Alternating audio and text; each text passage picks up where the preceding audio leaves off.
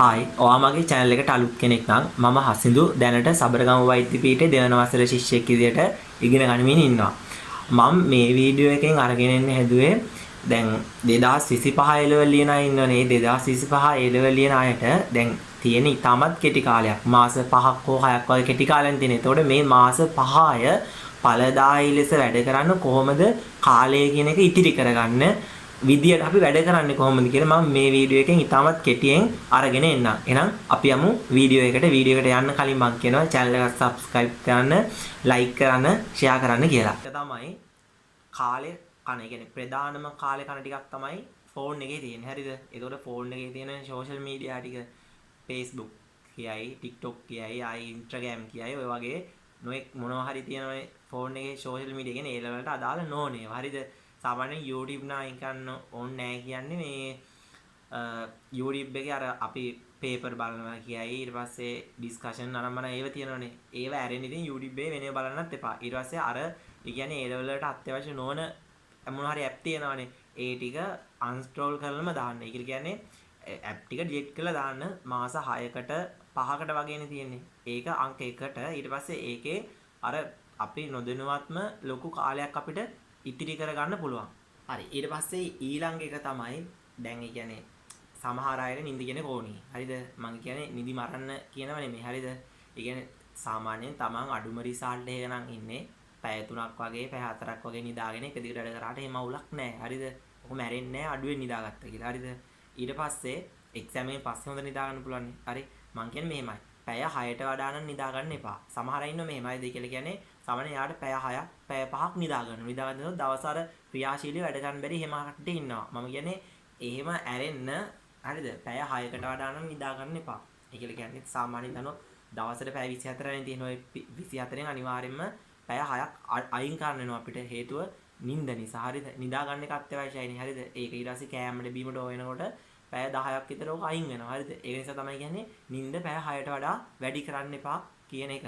ඊට පස්සේ අනිත් එක තමයි පුළුවන් නම් හරිද? ඒ කියන්නේ මෙහෙම සාමාන්‍යව හොඳම රිසල්ට් එකක දැනට ඉන්නේ. කියන්නේ දැන් Tamanට ෂුවර් Tamanට හොඳ එකක් එක්ක හොඳ රෑන්ක් එකක් එක එන එක්කෙනෙක් නම් එයාට ඕන විදිහට කියන්නේ ක්ලාස් වලට රිවිෂන් වලට එහෙම ගියාට අවුලක් නැහැ. හරිද?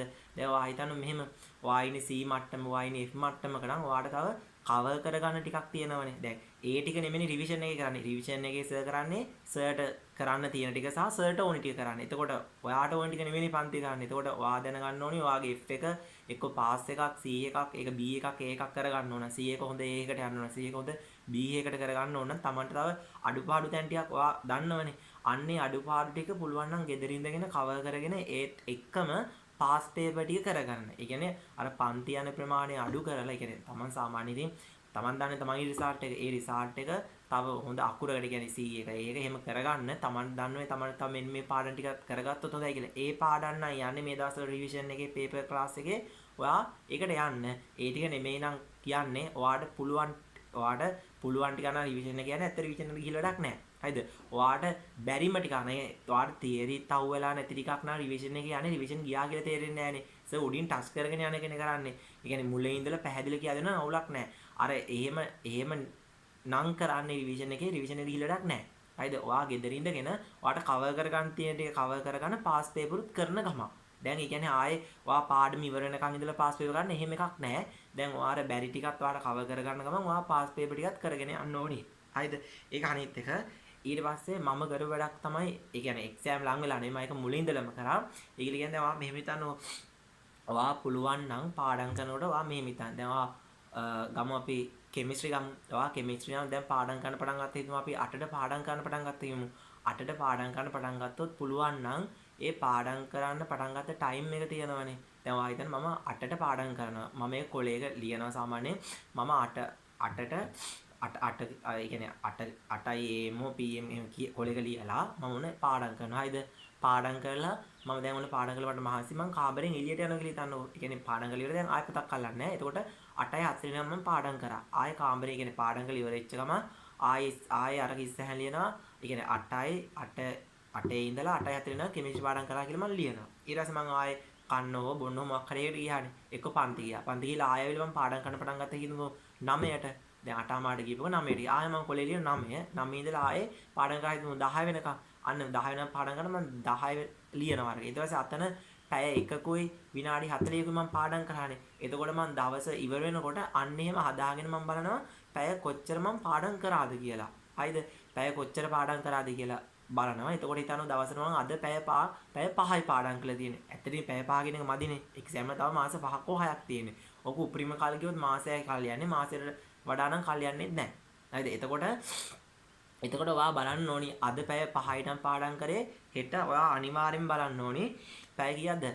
පැය 5ට වැඩියෙන් පාඩම් කරගන්න. ඒ කියන්නේ හෙට දවස ඔයා කරන්න ඕනි ඊයේ දවසට වඩා වැඩියෙන් පාඩම් කරගන්න. ඒ කියන්නේ අද පාඩම් කරපු පැය ගන්නට වඩා වැඩි එක පැයක් හරි හෙට පාඩම් කරනවා. ඒක ඔයා වගේ බලා ගන්න ඕනේ. හරිද? ඒක තමයි සාමාන්‍ය කියන්නේ අපි දවසට කොච්චර ප්‍රමාණයක් වැඩ කරාද කියන වාර තියෙන පැය 5ක් පාඩම් කරන එක මදි. ඒතර අර තේරෙනවනේ. ඒක තමයි අර පුළුවන් නම් අර ඒ වගේ කොලේ මහලු කලක් යන ලියන්න යන්නේ. අර කොලේක පොඩ්ඩක් පාඩම් කරන පැය ගන්න ලියා ගන්න කියලා. හොඳයි. අර මෙන්න මේ මම පෙන්නන්නේ. කියන්නේ මම කියන්නේ ඔය ෆස්ට් ෂයි එකේ නම් තිබ්බේ නෑ. මම සෙකන්ඩ් ෂයි එකේ තර්ඩ් ෂයි එකේ ඔය පාඩම් කරපු පැය ගන්න මම පොඩි පොතක් හදාගෙන ලියාගත්තා. හරිද? එතකොට දැන් තේරෙන්නේ තමන්ට පැය 5ක් ඔය තියෙන ඒ ටික. එතකොට මේ පැය 5ක් පාඩම් කරනකොට තමන්ගේ හිත දාන්නේ තමන්ට ඒක මදි කියලා. අන්න හෙට අපි ඊට වඩා පැය 5 ඒ කියන්නේ පැය 5 නම් පැය එකක් හරි වැඩියෙන් පාඩම් ගන්න හිට බලනවා අපි. අපි දන්නවනේ පාඩම් කරපු පැය ගන්න. අන්න ඒක තමයි ඊළඟ එක. ඊට පස්සේ අනිත් එක තමයි මම මේක පෙන්නන්නම්. හරිද?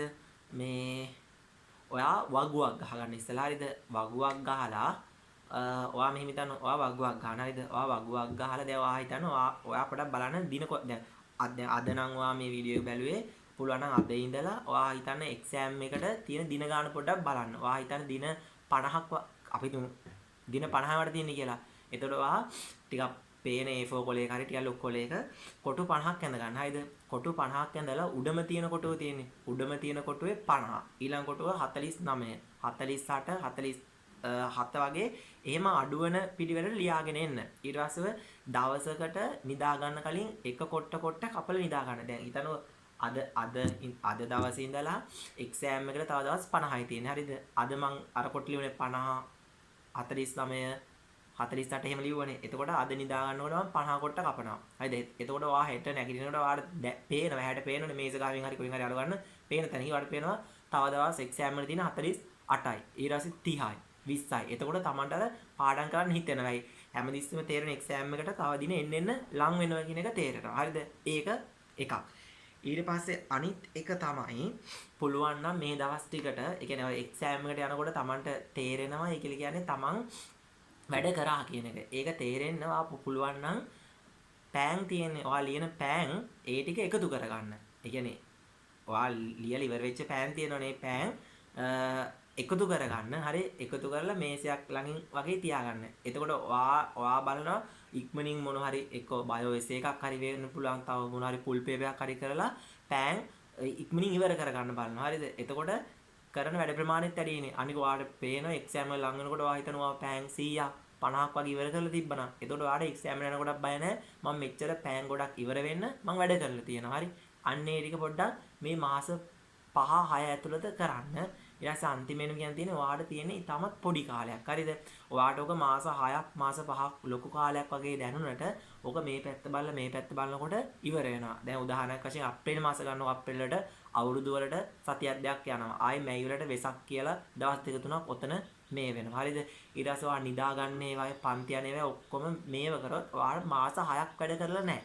ඔයා එක දිගට වැඩ කරත් මාස 2ක් 3ක් වගේ වැඩ ප්‍රමාණයක් තමයි වැඩ කරලා තියෙන්නේ. එක දිගට වැඩ කරොත්. හේතුවයි නිදා ගන්න ඒවායි කන බොන ඒවායි එක ඒවට මේ වෙන ඒවායි ඒ ඔක්කොම ටිකට ඔයා කාලේ අයින් කරනවා.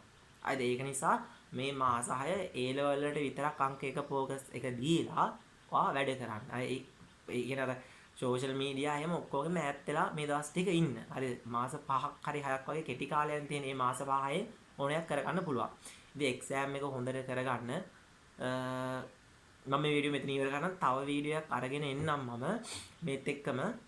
ඒ කියන්නේ මේ දවස්වල මේ අන්තිම මාස 5 කොහොමද ඔයගොල්ලෝ රිසල්ට් එක වැඩි කරගන්න මොනවද කරන්න ඕනි කියන එක. මම මේ වීඩියෝ එකෙන් ගෙනාවේ ඔයගොල්ලන් කාලය නාස්ති කරන ගොඩක් කට්ටිය. ඒ කාලය නාස්ති කරගන්න එක අඩු කරගන්න තමයි මම මේ වීඩියෝ එක ගෙනාවේ. එහෙනම් channel එක subscribe කරලා like කරලා share කරලා මටත් පොඩි උදව්වක් දෙන්න.